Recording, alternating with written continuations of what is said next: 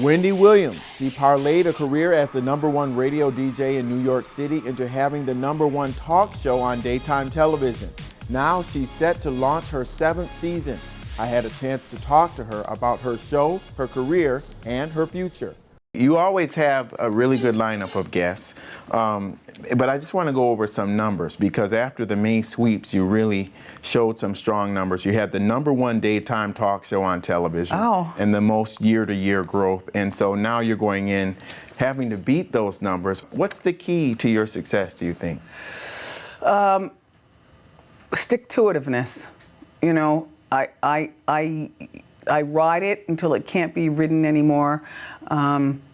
I have a terrific manager who's my husband, and I've had some really fortunate business relationships regarding broadcasting. You know, Debmar Mercury produces, you know, my talk show, and they have just been really wonderful. You know, as you know, we're going into our 7th season, and as you also know, a lot of great shows actually get canceled quick. In 2000, there were 45 syndicated talk shows that debuted at that point, and of those, only 7 have remained on the air 6 years or more, and still remain on the air today. And of those 7, only 3 grew in their 6th season. So they're big name people: Dr. Phil, Ellen, the Doctors, Dr. Oz, Steve Harvey. So you're in really good company. Yeah. But there's got to be something in terms of the specifics and the presentation of the show that makes you pop, besides your incredible charisma. I was going to say, are you pushing for me to say it's about me? No, I'm not. Because I'm not going to say that, but what I will say is that yes, as a host, yes, either you have it or you don't. It's not something you can learn in a college classroom. It's not something that somebody can media train you. You know, either you have it or you don't. And people say I have it, but it's more than that. You know, I've got a terrific staff of people. They're, you know, almost 200 people who work at Wendy.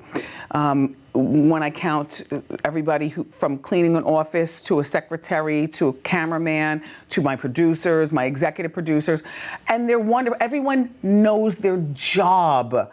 And I am not the monster boss. You trust. Take suggestion well. If there's something that is being suggested to me that they want me to do, and I say, I don't want to do that, I say, okay, well, all right, wait, come back, tell me why. Okay, do you put a lot of value on millennials? Because you're reaching that younger 18 to 24 demographic. Is that what that's a millennial? That's up 23%. Oh yeah, no. I love to surround myself by young people. You know, I'm 51 years old myself, but I'm 51, the new 18. For you it is.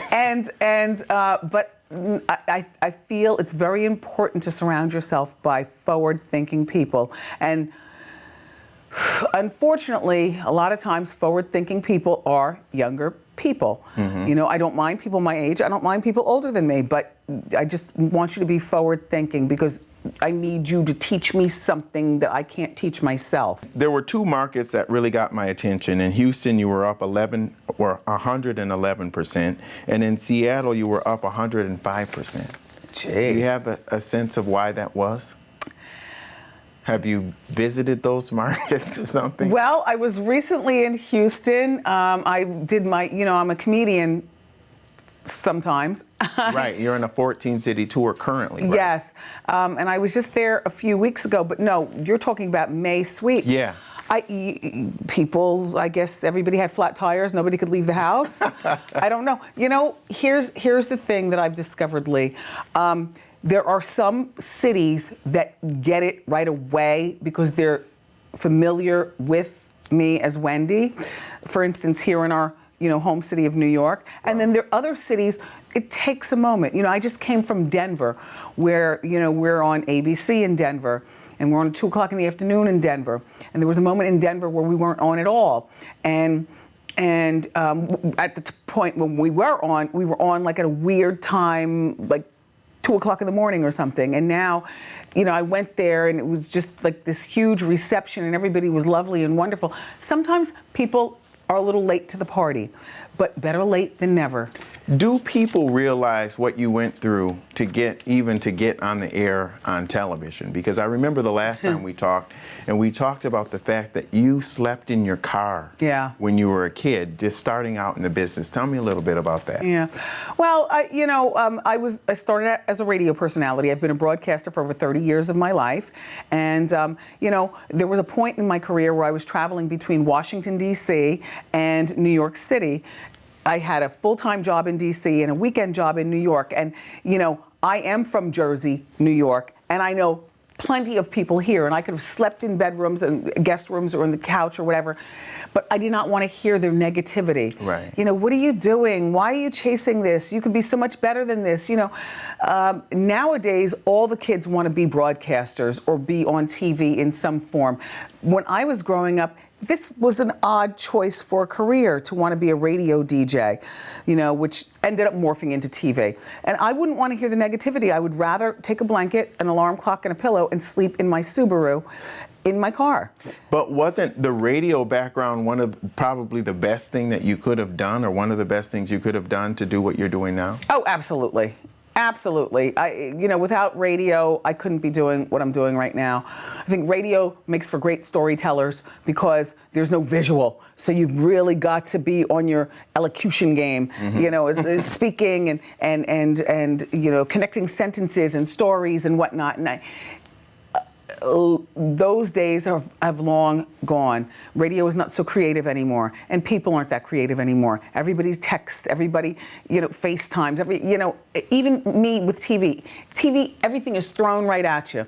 There's no more imagination. When you came out of radio, you had a lot of relationships that you had already forged. You had a really good understanding of who the top people were. Like you had these, you were seeing them around town. You could get them on the phone and all of that. Don't you think that's helped you as well, your understanding of the brands of these people that come on your show? No. Okay.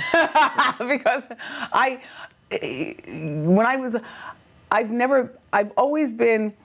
enjoy celebrity culture. I'm a celebrity of sorts myself, but that's what I do. It's not who I am.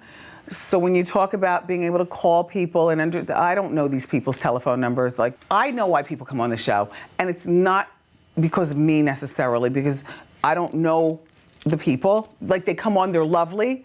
Sarah Jessica Parker, lovely. These people are lovely.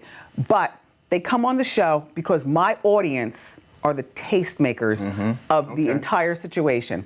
If you want people to go see your movie at the box office, you come on Wendy. I got the hip 70-year-old. I've got the fly 25-year-olds, not the cornball 25-year-olds. And that audience is really what has kept you going. I mean, Thank 6 God. seasons over time. Yeah. But when you started out, I mean, Debmar Mercury, they were the company that saw the vision. Yeah. Right? Because you had a couple misstarts. Yes. Right? There were other show opportunities that didn't work out. Tell me about that.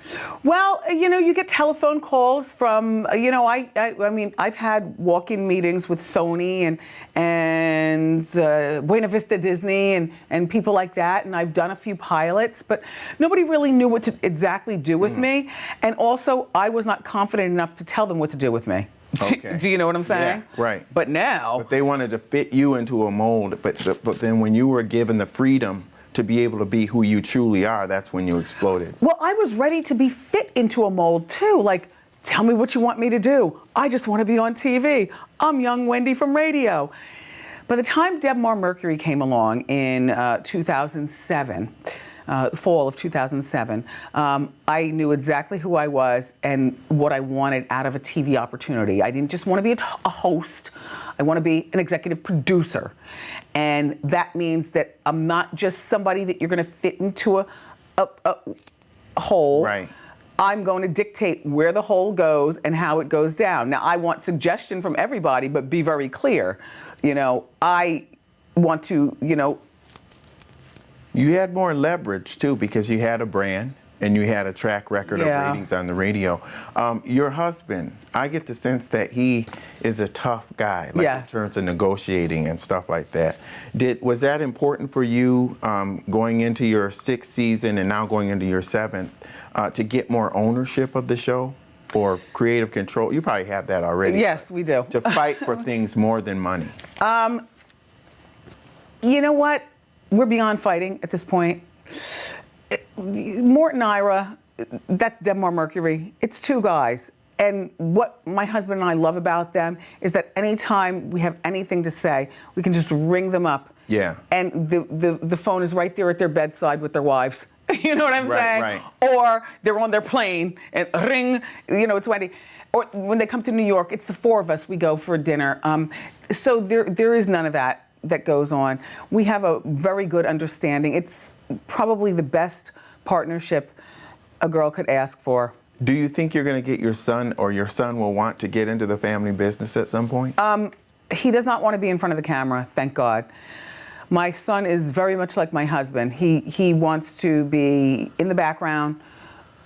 Okay.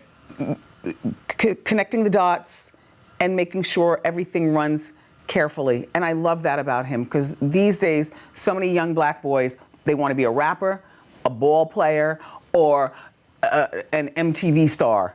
My son wants none of that.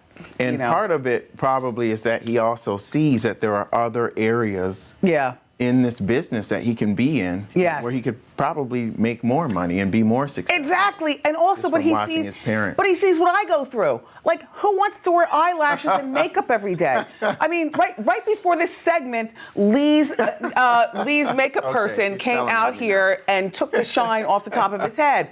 Like, my son is not. He's not about that life. Okay. Ma, he's like, Ma, I'm not about that life. What about the social media aspect of it and all of the paparazzi and all of the things that the family gets dragged into? Yeah. Does that bother him? It doesn't bother him because we keep it at bay. It bothers me probably more than it bothers him and my husband, because even though I was already successful on radio when my husband met me, so he knew exactly, you know, what he was dealing with. So he got into this knowing what he was dealing with, but our son was born into this. He's only 15 years old. My biggest want for my family is for us to be as normal as possible. And part of that normalcy is for my boy to be able to get on the school bus and go to school. Yeah. For me to be able to go to Home Depot and pick up a hammer by myself. And for my husband not to be agitated or bothered. And so honestly, Lee, here's my thought. We talk about the same 25 celebrities all the time because they put themselves out there to be in the Star magazine or Life and Style magazine. You know, there are more places in this country than not where you can live and have a normal life. They choose not to. That's their problem. And there's not a lot that they know about that experience when they get in. Like, for instance, with the Whitney Houston situation, her daughter. Yeah. She wanted to be a celebrity desperately. Yes. And ultimately, that was probably part of her demise, right? She was probably, you know, wanting to live in her mom's footsteps, you know, which is really unfortunate. And that's a lot of pressure on kids. I mean, how many kids birthed from greatness actually end up as great as their parents? Look at Michael Jordan's son. Yeah, it's hard. I mean, he plays basketball, I think. And living in that shadow. But he's no Jordan. Look at Michael Jackson's kids. Show me their platinum music. Yeah, and that family is fighting hard to keep them grounded, too. Yeah. I wanted to really ask you, because you've exploded, you've diversified, there's probably a lot of opportunities that come, some that you may not even know about when people are looking at you for different things. Did they ever call you for The View? So fun. Why do you ask me that? I don't know. I just think that you would be a logical choice and would probably help their ratings tremendously, would have saved the show. But here's the thing, Lee. Why would I go share a show with a bunch of heifers when I got my own show with my own name on it? You know what I mean? And I say heifers. Or even as a special guest. And now, look, no, because they're live. Once a month. They're live at 11 and we're live at 10. It doesn't work. I love the girls at The View, and I was the one who recommended Rosie Perez. Sorry she didn't work out, you know, but I did recommend them that they call back Joy Behar. I love my peers in talk.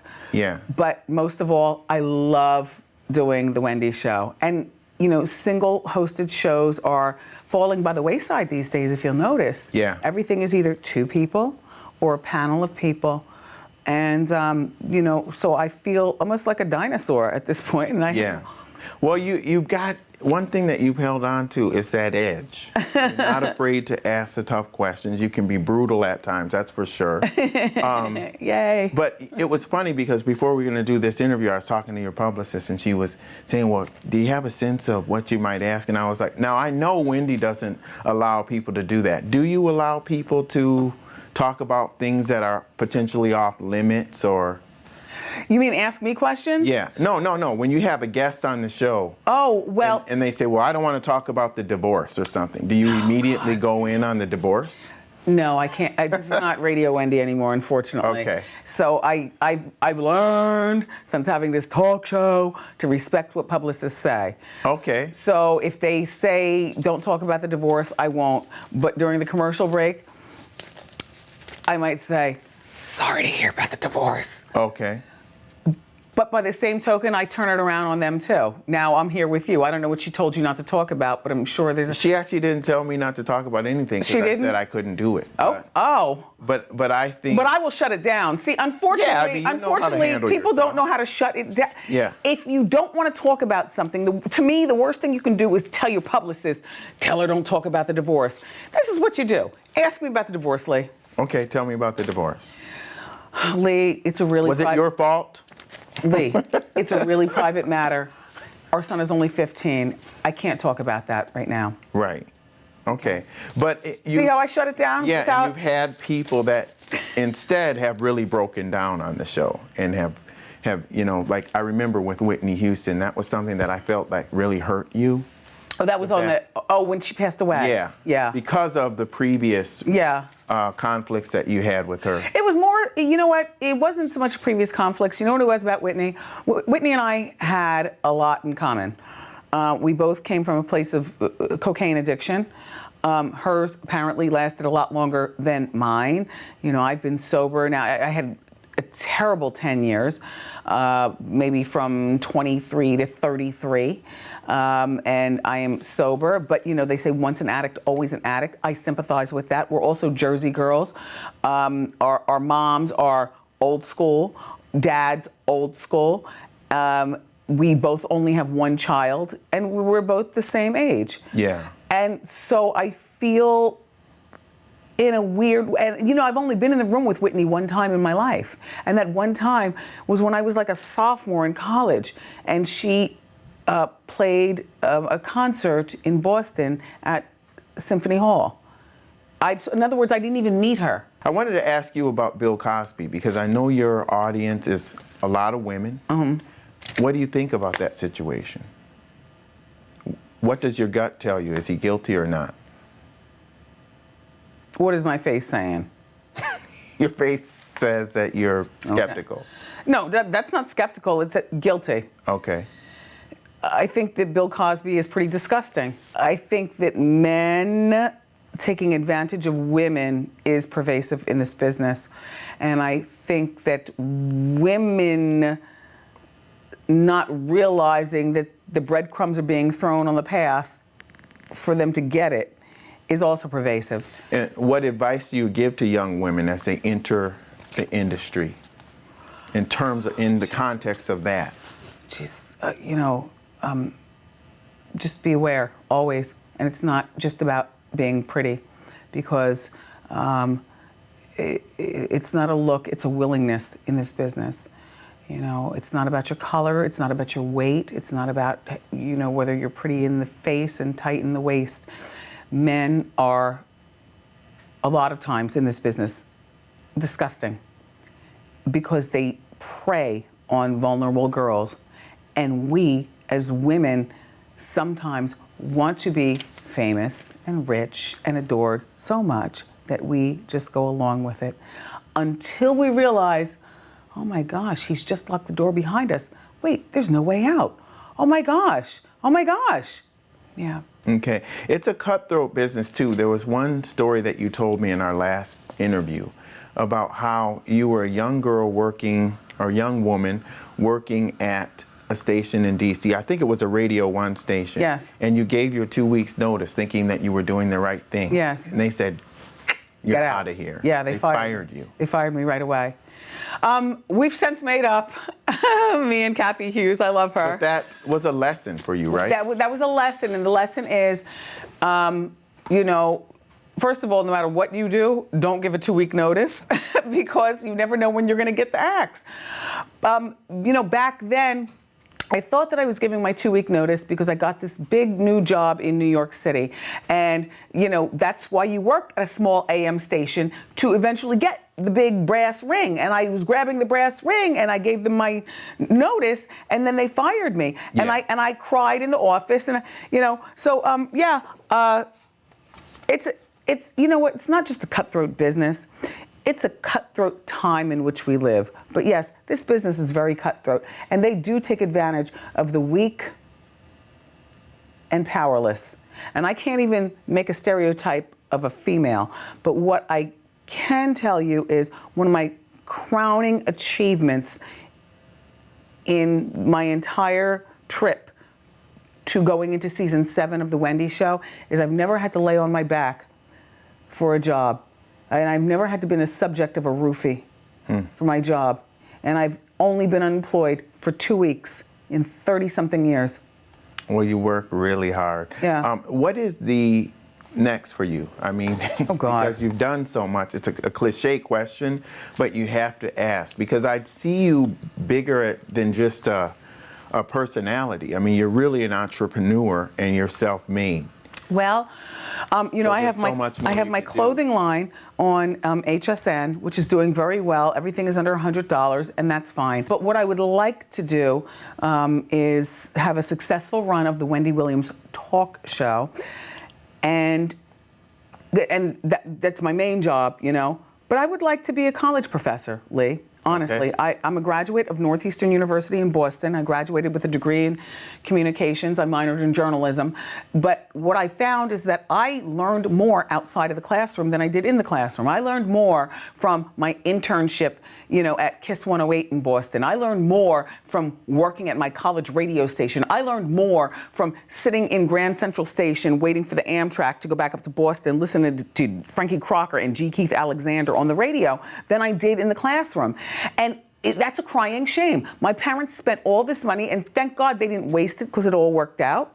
I'm sitting here with you. Yeah. But they spent all this money on an education for me to be taught by people who had never touched a microphone. Interesting. So what I would like to do is I would like to profess.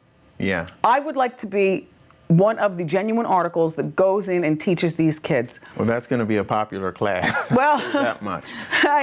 I would love to do that, though. But Harvard did a whole study on Beyonce. Yeah. Right? And the business of Wendy Williams. The fact that you are a business person, you're probably very qualified or more qualified, especially in branding and marketing, yes, than a lot of the people that are sitting professors now. But I don't want you to study me. I want to teach it. And right. I understand. You know, I want to participate. Because you've absorbed so much over the years. And my parents tricked up so much money on education. Okay. If this hadn't worked out, that would have been called a waste of money. Okay. Any school you want to teach at? Someplace. You had your choice. What school? Someplace here in Manhattan near the studio. I would love to. Fordham. Okay. Columbia, NYU, St. John. Okay. The question will just be if you have time to do it because you're doing so much. I will make time. All right. Thank you so much, Thank you, Wendy. Lee.